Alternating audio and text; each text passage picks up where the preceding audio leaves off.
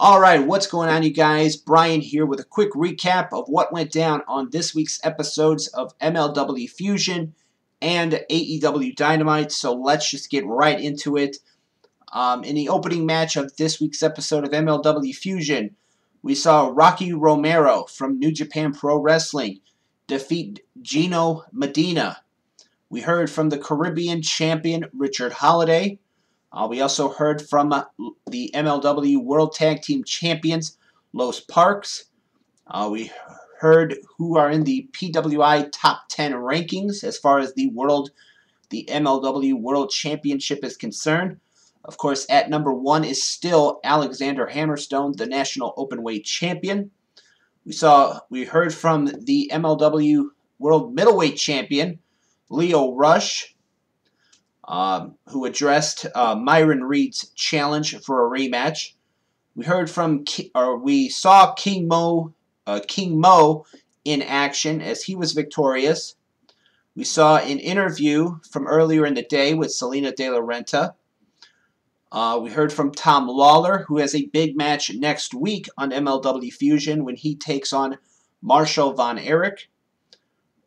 We heard from President and founder of MLW, Court Bauer, who talked about a few things. He made the announcement that coming up 2 weeks from tonight, on May 5th, Lio Rush will face Myron Reed with the MLW World Middleweight Championship on the line. And he also made the announcement that coming up on July 10th, the new season of MLW will start, and it returns to Philadelphia to the 2300 Arena, and there will be fans in the arena on that night. This also coinciding with the news that broke this past Monday that MLW will be making its debut on Vice TV, the very same network that airs the Dark Side of the Ring documentaries, and that is supposed to be taking place May 1st. So MLW will be debuting on Vice TV May 1st, according to an interview that Court Bauer did with Wrestling Inc. And it's not going to be what we see now. They're going to be using content, past content, and airing that on Vice TV to get viewers acquainted with MLW and what MLW has to offer. So that was big news. During this interview, Joseph Samael, the leader of Contra, would interrupt, basically sending a warning to Court Bauer and MLW. We heard from Marshall Von Erich ahead of next week's big match with him and Filthy Tom Lawler. We heard from Myron Reed, who talked about his opportunity to regain the World Middleweight Championship from Lio Rush in 2 weeks. We saw Buku Dao defeat TJP in a big-time upset victory.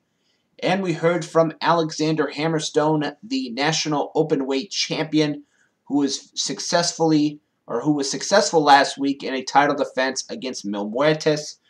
He, in this press conference, made a challenge to Jacob Fatu, the MLW World Champion. So the ball, as Alexander Hammerstone put it, is now in Jacob Fatu's court to answer the challenge. So this week's episode of MLW Fusion, I thought was good, was okay.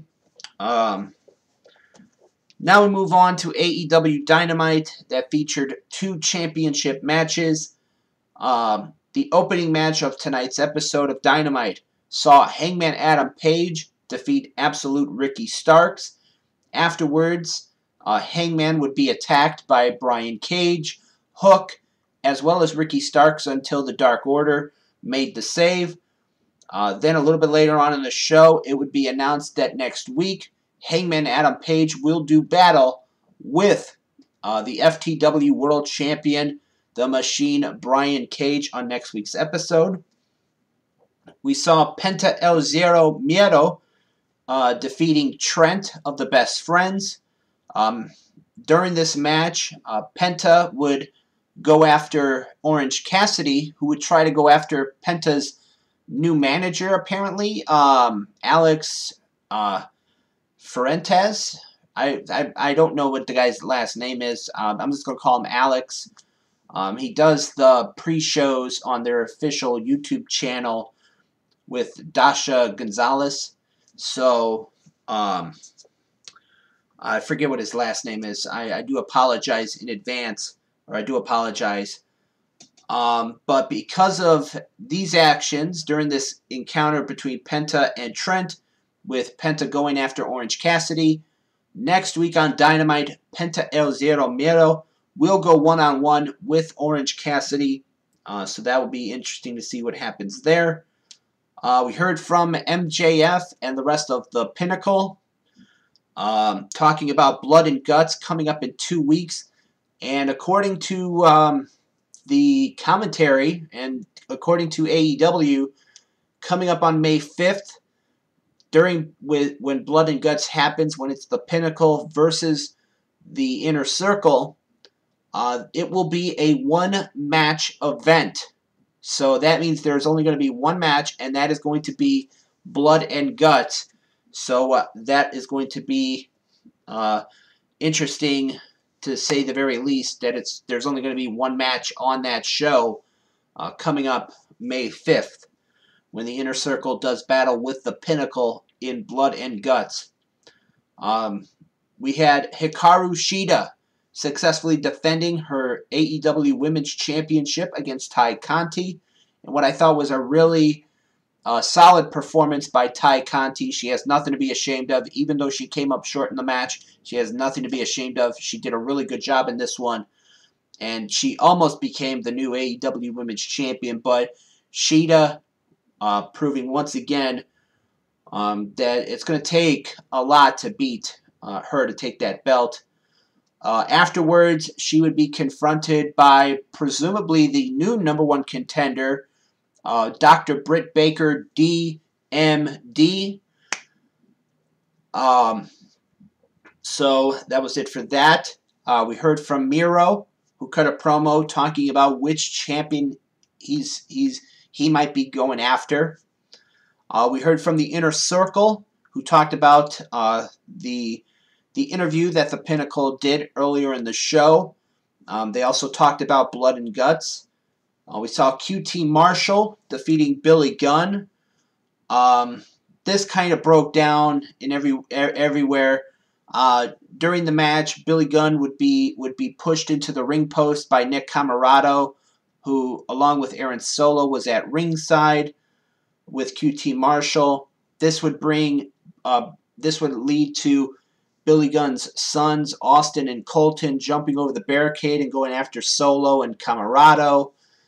Then, near the end of the match, Anthony Ogogo, who is with QT Marshall, Aaron Solo, and Nick Comoroto in the factory, he would come out, and while QT had the referee distracted, Billy Gunn, who was on the ramp, Anthony Ogogo would punch Billy Gunn in the ribs, and then this would lead to QT Marshall hitting the Diamond Cutter and pinning Billy Gunn 1, 2, 3. Then when QT Marshall went after Billy with a wooden chair, here comes Dustin Rhodes. He takes out QT.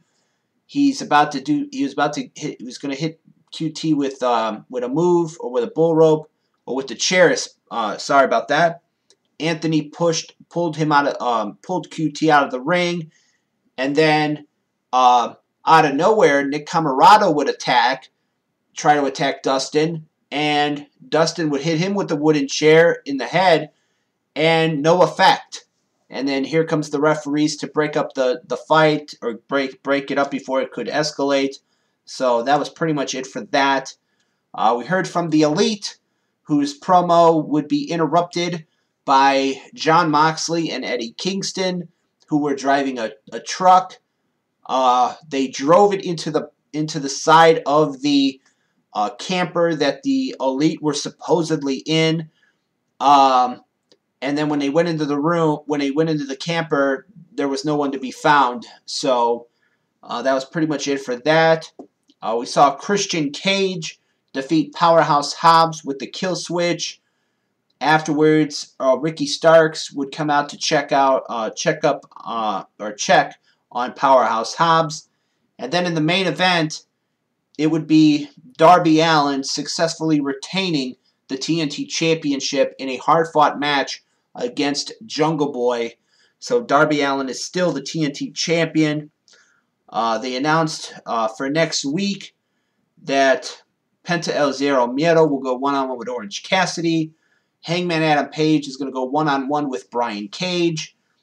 The Young Bucks will be in an AEW Tag Team Title Eliminator against the Sydal Brothers.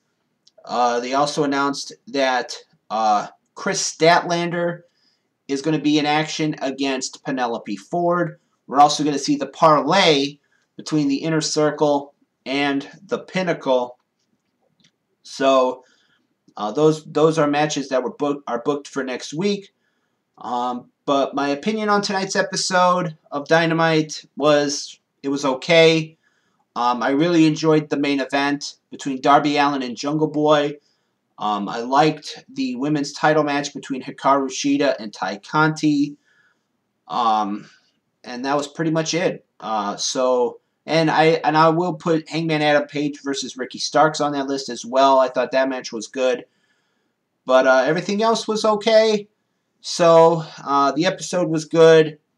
Cannot wait to see Blood and Guts between the Inner Circle and the Pinnacle and see how that turns out 2 weeks from tonight. So with that being said, this is if you guys watched either episode of either MLW Fusion or AEW Dynamite, let me know what you guys thought of it in the comments below. And who do you guys see winning the first Blood and Guts match in AEW? Do you see the Inner Circle winning it, or do you see the Pinnacle winning it? Leave that in the comments as well. So with that in mind, this has been my MLW Fusion and AEW Dynamite recaps for tonight's episodes. As always, I am Brian, and I will see you next time. See ya.